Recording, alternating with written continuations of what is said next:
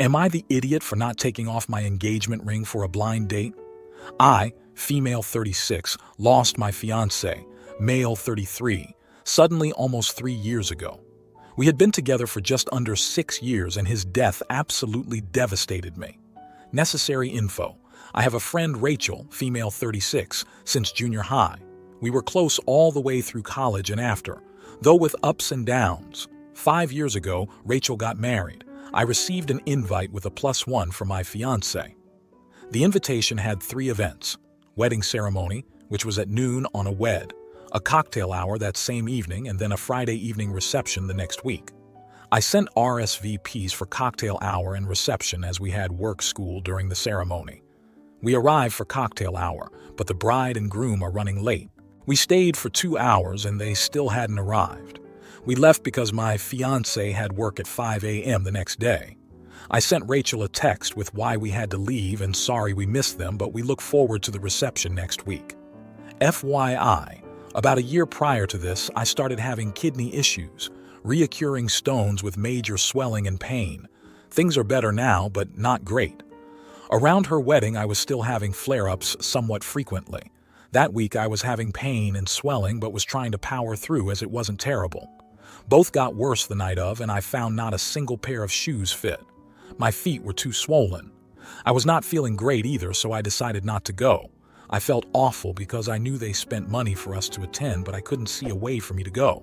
I actually ended up in the ER the next day where they found a male 5 stone and I needed a kidney stent due to a bad infection. I did text Rachel the night of saying I had a medical issue and we wouldn't be able to come and I was so very sorry.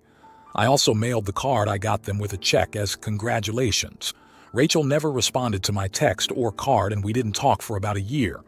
Then a mutual friend came back from out of state, which resulted in Rachel and I airing things out and being friends again. About 6 months after is when my fiancé passed. Rachel reached out to say she was there if I needed anything. After the initial couple weeks of just trying to deal, I texted Rachel to get together. I just needed a friend to talk to. She texted me back along the lines of she couldn't adequately provide me the support I needed because she had things in her life going on, so it was better if we didn't get together just then. I was crushed by this. I didn't ask what she had going on because at that point I was just hurt. If we had gotten together, I would have let her vent about whatever she was going through too. It's not like I needed it to be all about me. I just needed my friend. But I can also admit to my own failure in not following up to find out what she was going through. So, a year or so goes by and Rachel and her husband have a baby girl. Rachel and I start talking again. She eventually shared that she had had a miscarriage and they struggled with conceiving again before they had their daughter. It was never explicitly stated, but my assumption was this was why she felt she couldn't be there for me after my fiancé died. Recently, Rachel has been encouraging me to move on, saying I'm still young, it's not healthy to hold on to the past, etc. I usually just tell her that while I'm not totally opposed to moving on eventually, I'm not ready yet. So about a month ago, she called me and started going on about a new guy, Mike, at her work who she thinks is just perfect for me. He lost his HS girlfriend in a car accident when they were 20, so she believes he and I can relate to each other. She wants to set us up. I again tell her I'm not ready for that and change the subject. This week we met up for lunch and she told me she talked to Mike about me and he's interested. She just kept saying we're perfect for each other and how I can't waste my best years still in mourning. She begs me to meet him for coffee and I give in. I figured a daytime coffee meetup can't be that serious and I can gently let him know I'm not ready to date. Rachel makes the arrangements and I go to the coffee shop. Mike seemed nice and he was very friendly while we were in line and ordering, but then slightly less so once we sat down. I didn't think much of it, other than him getting my subtle vibes of not being emotionally available, which I reiterated verbally as we talked. He seemed accepting of this, and after 15 minutes of small talk, we said goodbye amicably. Almost as soon as I got home, Rachel was calling. I figured she wanted details about how it went, but no. She had already talked to Mike, who apparently was very put off by the fact I was still wearing my engagement ring from my dead fiancé. She proceeded to call me an idiot for not taking it off to meet Mike. I told her I wasn't ready to take it off and she said I could have just taken it off for the date. I explained that it's really difficult to take off due to swelling in my fingers. The ring sits nicely on my finger and I can move it around where it's at, but above where it sits, my finger is usually swollen, making removing it and putting it back on incredibly hard. She then claimed that I'm constantly using my health as an excuse and brought up me missing her wedding. I mean, in those two instances, my health was relevant. It's not a constant thing, and I've apologized at least 10 times for missing her reception. The last thing she said was that my fiancé and I weren't even married, so it's ridiculous that I won't stop wearing the ring. That really pissed me off because even if we weren't married, we lived as if we were and we loved each other. When I told my mom about the situation, I thought she'd be on my side, but she said it was rude to wear my ring on a date and I was the one who agreed to go meet Mike. So now I'm wondering if I was the idiot. Now, for a few comments before the update, I actually don't really think you're the idiot here. I think you and Rachel maybe aren't super compatible as friends. It doesn't seem like she is trying to meet you where you're at or be compassionate about your health, personal problems. From what I've read, it seems like there's been multiple times where she's either ghosted you or blown up on you instead of being supportive. It seems like she only prioritizes friendship when it is convenient for her. That's fine, but if that's the case, I also don't think she is allowed to give you any flack for how you're handling your grief/health/ etc. She's a fair weather friend, not the idiot. Then the original poster responded with, "I think you are right.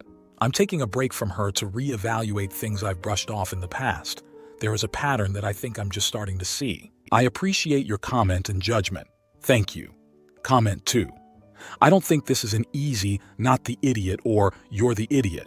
Grieving is unique to each person. No one can tell you how long to grieve, how to grieve, when to take the ring off. Rachel doesn't sound very supportive in any of those situations. Not for your health or your loss. I think that's a tie that needs to be cut permanently. You wear that ring as long as you need to. You will know when it's time to take it off. Take care of you. Then the original poster responded with, "I appreciate your comment and thank you for the reminder to take care of myself. I am taking a step back from Rachel. I think I'm finally seeing that both of us are holding on to this friendship due to how long we've known each other. I don't see us having much in common anymore, and if I'm being honest, we would never have been friends if we met in adulthood." Comment 3. Grief is a marathon, takes a long time. It's okay to not be ready to date again. Be gentle with yourself and give yourself permission to say no. Then the original poster responded with, "Thank you. I do need to work on giving myself some grace. I have learned a few hard lessons since my fiancé passed and I need to start sticking up for myself better. His whole family ran all over me after his death, but obviously that has nothing to do with this post. Now, for the update. First off, I want to thank everyone who took the time to read my original post and comment. Of the people that decided I was AH, the majority thought it was because I should not have gone on a date when I wasn't ready for it, and I agree. Almost everyone was polite and there were some good insights, advice. I am not ready to date and that's okay. However, I need to be firmer with my boundaries and to stick up for myself more. After seeing the outside opinions of others and reflecting on our relationship, I realized that Rachel has not really been a good friend, especially recently. I decided I needed a break from her while I reevaluated whether to continue the friendship. Since we had tentative plans to hang out this weekend, I texted Rachel to cancel. I let her know how I felt about everything. I said I felt that she pressured me into the date and that she didn't respect my feelings or my relationship with my fiancé. I told her I wanted some space and I would need to see more supportive behavior from her before we hang out again. She hasn't gotten back to me as of yet. So a little later, I logged onto Facebook and saw I had a message from Mike. He said he saw something Rachel posted and he wanted to clarify that he wasn't upset about me wearing my ring. He was upset with Rachel for telling him I was ready for a serious relationship when he could tell I was nowhere near that point. It never occurred to me that Rachel could be lying when she said Mike was upset with me specifically. It was actually a real sweet message, and he said he was here for me if I ever wanted to talk, as friends. That he knows how hard it is to lose the person you love young and that most people can never fully understand it. So I may have made a new friend, which is good because I don't think Rachel and I can come back from this. After reading Mike's message, I looked at her Facebook to see the post he was referring to. She went on a rant about how she's a good person and others are making her out to be the villain when all she tried to do was help someone who wouldn't help themselves. That's a very, very polite rephrasing. She was basically trying to claim that she knows what's best for me while insulting me at the same time. Rachel has definitely shown her true colors, and while I'm a little sad to see the end of a 20-plus year friendship, I know it's for the best. Maybe one day I will be ready to move on, but it will be because I've decided to and not because someone else thinks I should. Comment 1. I am sorry you're losing your long-term friend, but sometimes relationships run their course. It's great that Mike understands and is respectful of your feelings. He could be a great friend and may have some insight into the process of grief that you're going through since he's been there himself. Regardless, know your own boundaries and don't let others bully or override your instincts. You know yourself better than anyone. Trust your heart. Best wishes with whatever comes next. Comment 2. People come and go from our lives. Some are good, some are not. Just keep moving at your own pace. When things feel right, you will know it. Rachel may wake up and realize what she did was not helpful and lied to 2 people, but I doubt it. Hey guys, Dante here. That one was quite an emotional roller coaster, so let me know what you thought in the comments. Now for the next story. Am I the idiot for letting my estranged wife deal with her terrible choices? I got married back in early 2021. I, male 26, married my partner at the time, female 23, and I will just call her Kana for the story.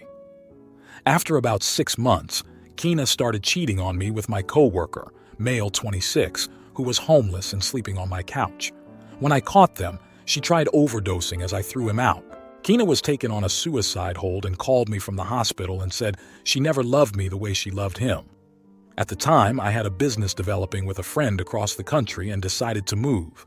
I started the divorce proceedings, but she refused to sign them several times and they were dropped, all the while maintaining a relationship with him. After a year, the business I was a partner in took off, and we managed to sell to a bigger fish, and I went and started my dream career. Meanwhile, Kana and her affair partner were trying to rub in how happy they were and antagonize me, yet she still refused the divorce. Kana had no idea of my success, and I didn't tell her. Now this is where the title comes into play. About 8 months ago, I was hit and almost killed by an 18-year-old texting and driving and lost my eligibility to continue my career. The settlement just came in and it's a life-changing amount of money, like paying off student loans and buying a house. Anyway, Kana actually ended up having a kid with the affair partner, and he ended up beating her and cheating on her. So now she's a single mother living in her aunt's garage. I was talking to my friends, none of whom know her, and was telling them how karma is real because now I can divorce her, and she gets absolutely nothing from the settlement. Only told them it's enough to pay off the rest of my student loans. Afterward, they started screaming at me for how I'm an idiot for letting Kana continue to struggle like that, knowing I can help her and her baby out of that situation. Please note where I'm currently living. Money from a settlement inheritance is not a marital asset and not considered in divorce proceedings. So am I the AH for letting her live the life she set up for herself? Edit. I have a lawyer and we were just waiting to do a divorce by publication. I'm not the kid's legal father, and I just met the residency requirement in this state to file for a one-party divorce in the last 2 weeks. The main issue is that I can't locate her to serve her divorce papers and haven't been able to. So that makes things a bit tricky, but I've already contacted a lawyer prior to this post. I'm in the clear legally regarding the sale of the business. And the 2 of my friends that were screaming at me are, in fact, single moms if that clarifies. And after reading your comments, I decided to cut them off. And to further clarify, I've moved to 4 different states since we separated due to my chosen career. And just recently, I've met the residency requirement to file a one-way consent divorce, compared to an uncontested which has less time needed. Edit 2. Her family is the same way and wouldn't tell me a single thing. The only reason I know about the aunt, who, by the way, is a family friend, not biological, is because my sister's acquaintance worked with my soon-to-be ex, which is why I'm doing a divorce by publication. Now, for a few comments before the update. Not the idiot, not your wife, not your kid, not your problem. They're free to help her themselves, of course. Comment 2. Not the idiot. Tell these so-called friends they can also offer her financial help because that child is as much their responsibility as yours.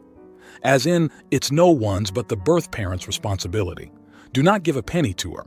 She chose her life and choices are hers to deal with. Get a lawyer, get divorce started, and live your life happily and free from a sick little cheater. Also, dump the friends. Comment 3. Why on earth would the life of a cheater ex-wife have anything to do with you now? Why would your friends think that she and her child are in any way entitled to financial support from you?